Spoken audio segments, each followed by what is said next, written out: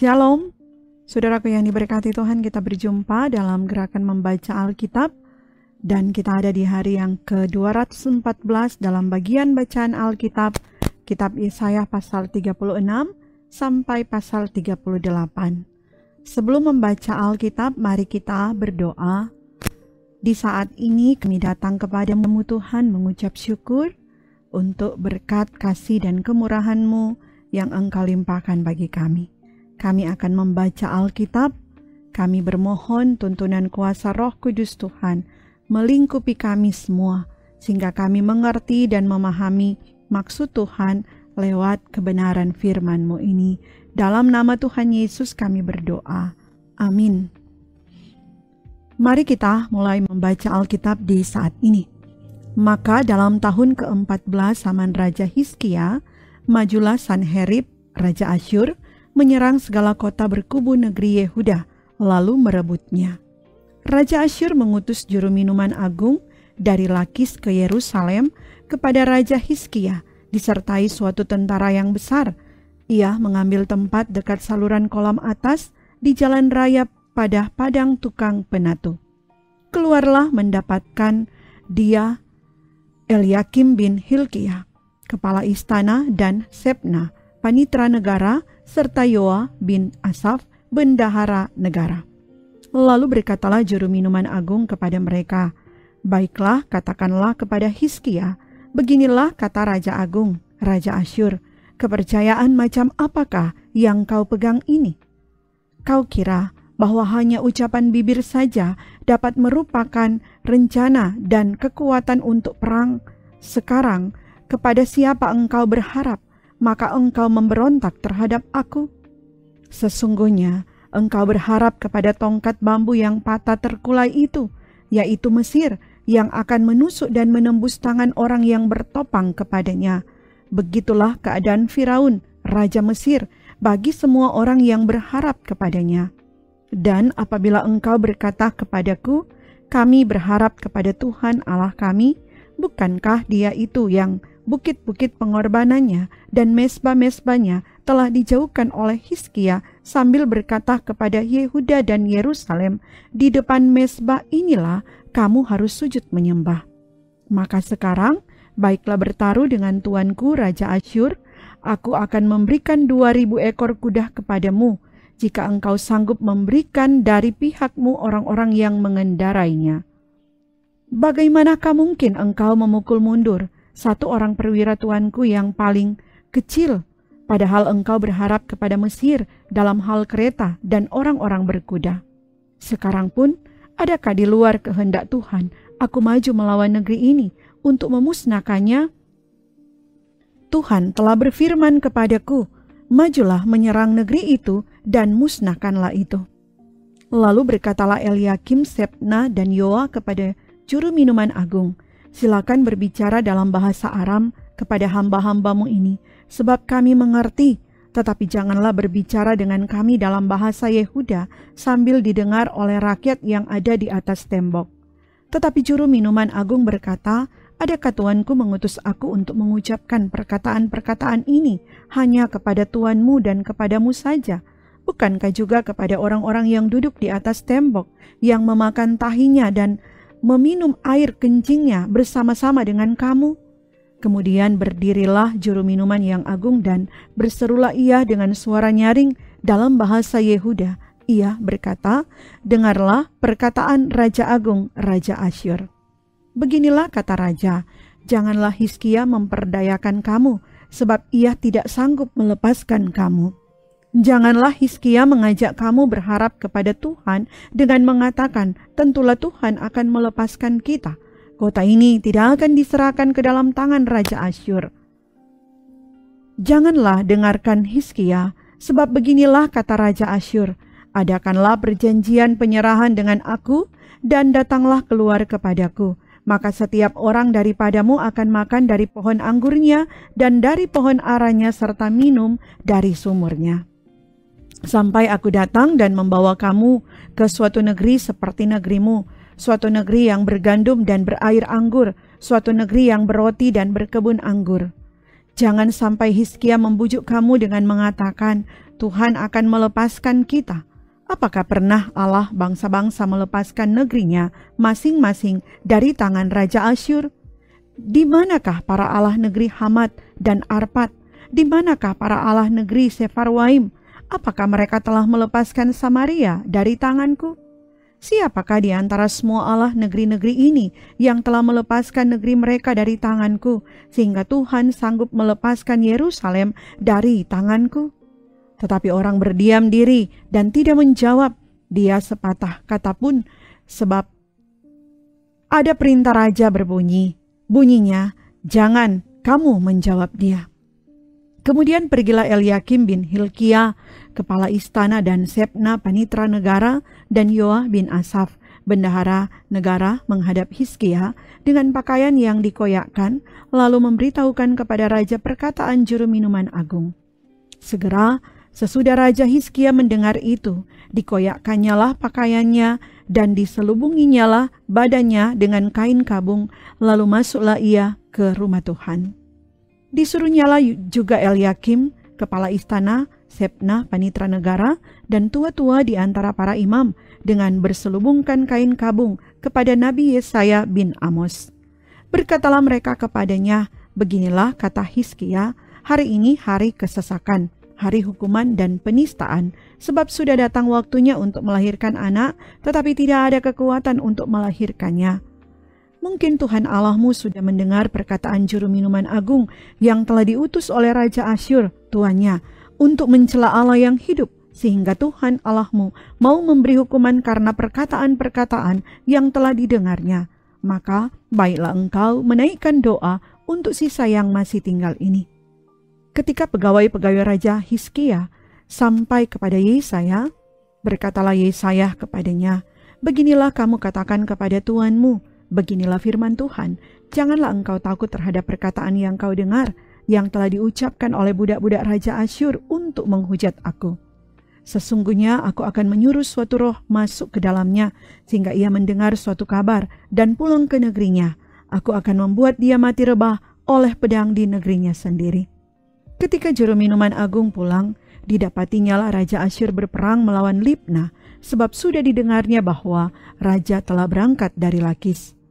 Dalam pada itu, raja mendengar tentang Tirhaka, raja Ethiopia, berita yang demikian, ia telah keluar berperang melawan engkau, dan ketika mendengar itu disuruhnyalah utusan-utusan kepada Hizkia dengan pesan, beginilah harus kamu katakan kepada Hizkia, raja Yehuda.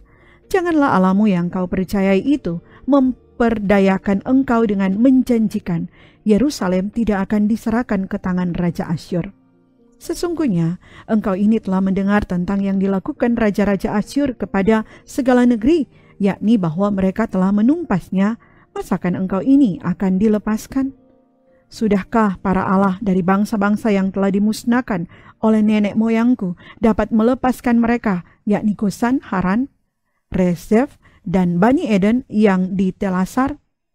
Di manakah raja negeri Hamat dan Arpad, raja kota Sefarwaim, raja negeri Hena dan Iwa? Hizkia menerima surat itu dari tangan para utusan, lalu membacanya. Kemudian pergilah ia ke rumah Tuhan dan membentangkan surat itu di hadapan Tuhan. Hizkia berdoa di hadapan Tuhan, katanya, "Ya Tuhan semesta alam, Allah Israel yang bertahta di atas kerubim, hanya Engkau sendirilah Allah segala kerajaan di bumi. Engkaulah yang menjadikan langit dan bumi. Sendengkanlah telingamu ya Tuhan, dan dengarlah. Bukalah matamu ya Tuhan, dan lihatlah. Dengarlah segala perkataan Sanherib yang telah dikirimnya untuk mencela Allah yang hidup. Ya Tuhan, memang raja-raja Asyur telah memusnahkan semua bangsa dan negeri-negeri mereka, dan menaruh para Allah mereka ke dalam api, sebab mereka bukanlah Allah, hanya buatan tangan manusia, kayu dan batu, sebab itu dapat dibinasakan orang.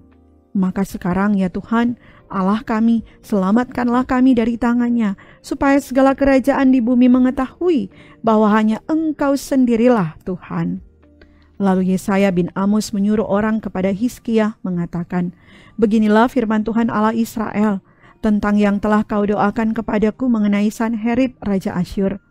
Inilah firman yang telah diucapkan Tuhan mengenai dia, anak Dara, yaitu putri Sion, telah menghina engkau, telah mengolok-olokkan engkau, dan putri Yerusalem telah geleng-geleng kepala di belakangmu. Siapakah yang engkau celah dan engkau hujat? Terhadap siapakah engkau menyaringkan suaramu dan memandang dengan sombong-sombong? Terhadap Yang Maha Kudus, Allah Israel. Dengan perantaraan hamba-hambamu, engkau telah mencela Tuhan, dan engkau telah berkata, dengan banyaknya keretaku naik ke tempat-tempat tinggi di pegunungan, ke tempat yang paling jauh di gunung Libanon. Aku telah menebang pohon-pohon arasnya yang tinggi besar, pohon-pohon sanobarnya yang terpilih. Aku telah masuk ke tempat tinggi yang paling ujung, ke hutan pohon-pohonnya yang lebat. Aku ini telah menggali air dan telah minum air.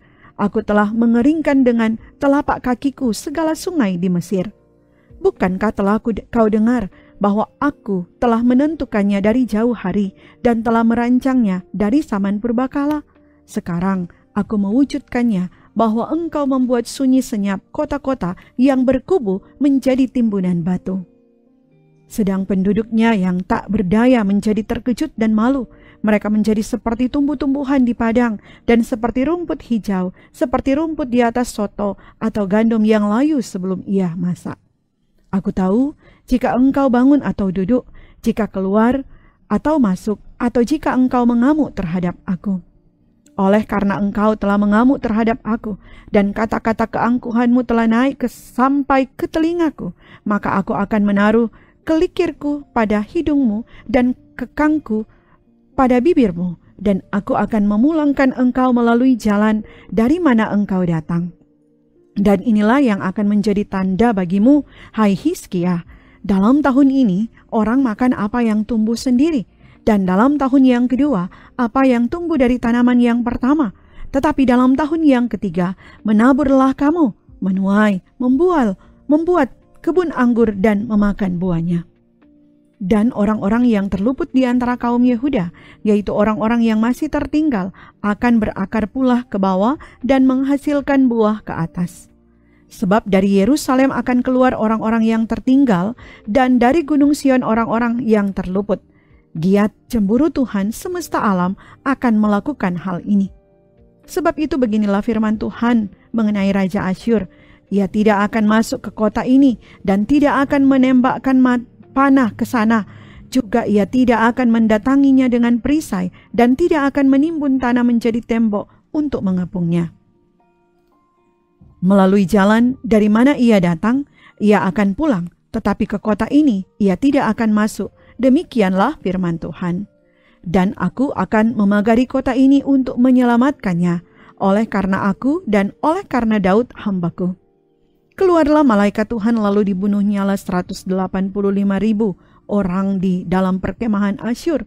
Keesokan harinya pagi-pagi tampaklah semuanya bangkai orang-orang mati belaka.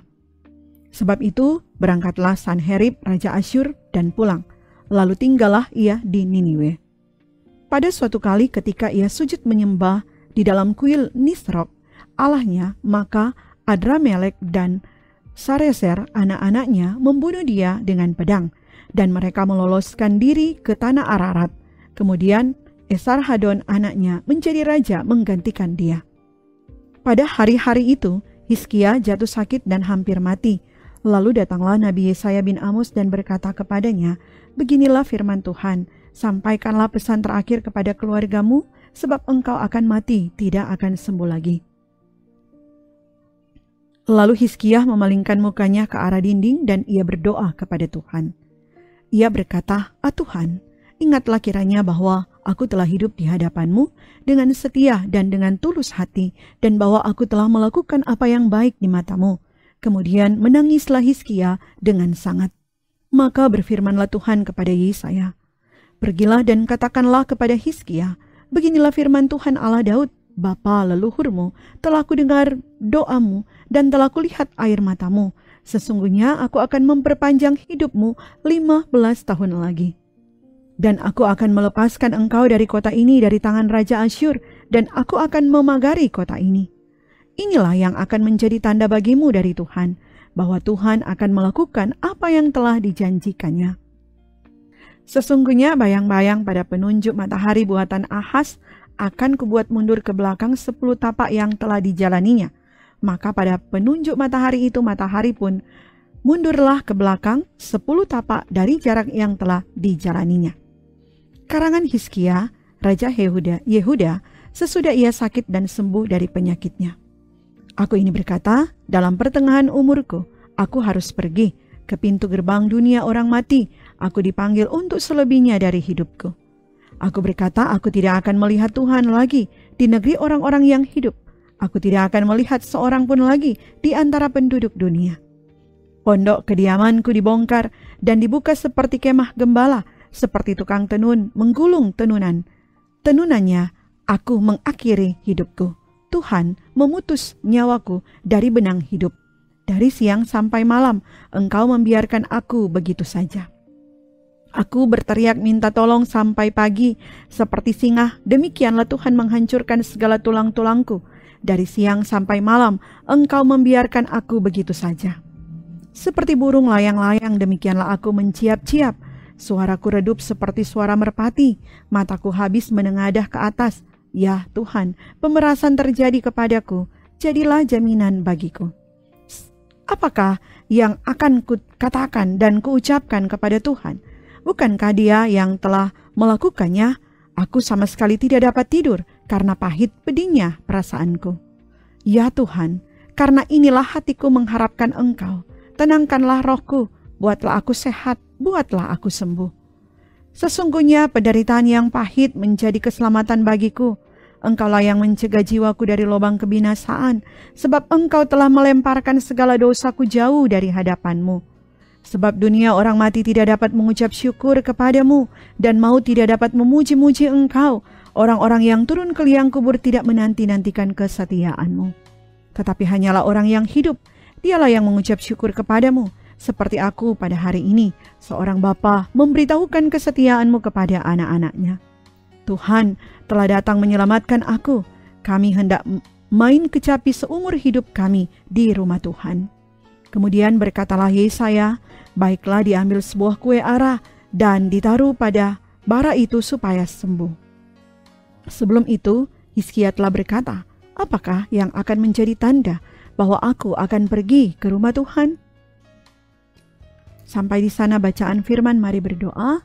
Terima kasih Tuhan Yesus, Engkau sertai kami membaca Alkitab di saat ini. Kami percaya firman-Mu akan semakin menumbuh kembangkan iman percaya kami kepadamu. Dan Engkau yang berkenan menuntun kami melangkah dalam hidup kami ini. Ini kami Tuhan, dalam nama Tuhan Yesus kami berdoa. Amin. Saudaraku yang diberkati Tuhan, demikianlah bacaan Alkitab di hari ini. Kiranya Tuhan Yesus selalu memberkati, menyertai kita sekalian. Shalom.